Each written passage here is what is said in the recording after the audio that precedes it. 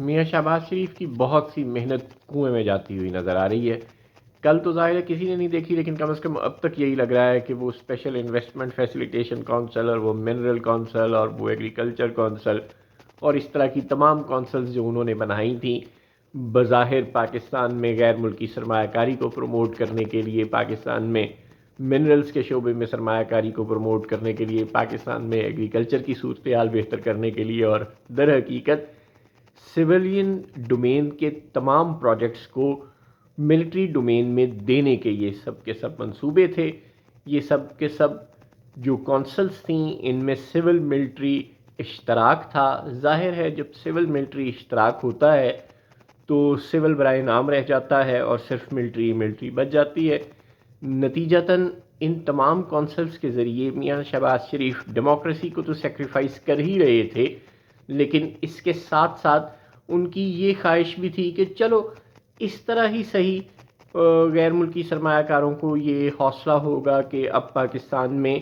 چونکہ ملٹری ایک مستحکم اور ایک ہمیشہ رہنے والی مستقل حقیقت ہے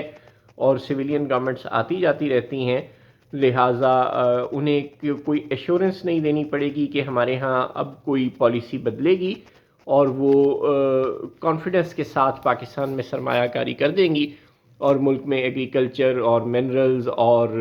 انڈسٹریل سیکٹر میں کچھ گروتھ ہوگی، پاکستان میں فورن کرنسی آئے گی وغیرہ وغیرہ. لیکن جو غیر ملکی سرمایہ کار ہے وہ پاکستانی نہیں ہے، وہ پاکستانی سرمایہ کار نہیں ہے کہ جب وہ پاکستانی سرمایہ کار ڈالر کو ہولڈ کرنے لگتا ہے تو آپ اس کی ایک راولپنڈی میں میٹنگ کروا دیتے ہیں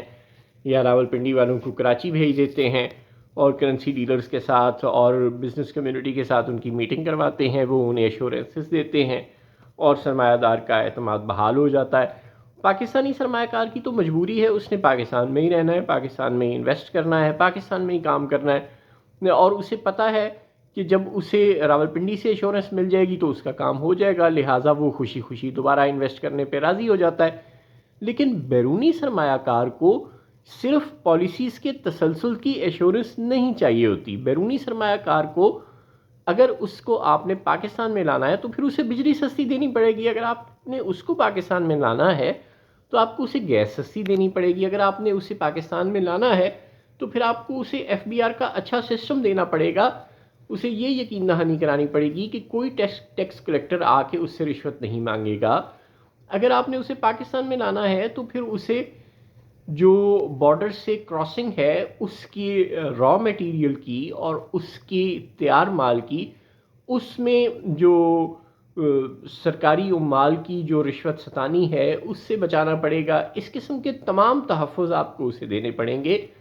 اور پھر ریکارڈک کا کیس ہمارے سامنے ہے جس میں عدالت نے انٹرفیئر کر کے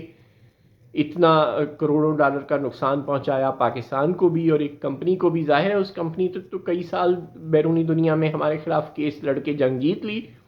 لیکن پاکستان نے تو الٹیمیٹلی بہت نقصان اٹھایا. تو ان تمام فیکٹرز کو جب تک آپ ایڈریس نہیں کریں گے، جب تک آپ اپنے ملک میں اسٹرکچرل ریفارمز متعارف نہیں کروائیں گے، جب تک آپ ایف بی آر میں اصلاحات نہیں کریں گے، جب تک آپ پاکستان میں بجلی سستی نہیں کریں گے، جب تک آپ پاکستان میں گیس سستی نہیں کریں گے، یعنی جب تک آپ انویسٹمنٹ فرینڈلی ماحول اور کمپیٹیٹو انویسٹمنٹ انوائرمنٹ پاکستان میں نہیں لائیں گے،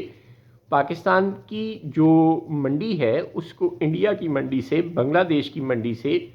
یو اے ای کی اور گلف کنٹریز کی، یعنی ہمارے جو تمام نیبرنگ کنٹریز ہیں ان کی منڈی سے سستا نہیں کریں گے، اس وقت تک پاکستان میں بیرونی سرمایہ کار نہیں آنے والا. آپ صرف ملٹری لیڈرشپ کو انڈکٹ کر کے اس طرح کی کونسلز میں بیرونی سرمایہ کار کا ٹرسٹ گین نہیں کر سکتے، ہاں الٹا ملٹری لیڈرشپ کی ساکھ خراب کر سکتے ہیں. اب ہوا کیا، آپ نے اتنی ساری کونسلز بنائیں اور وہ کونسلز اتنے مہینوں اور اتنے 1.5 سال سے زیادہ عرصہ گزرنے کے بعد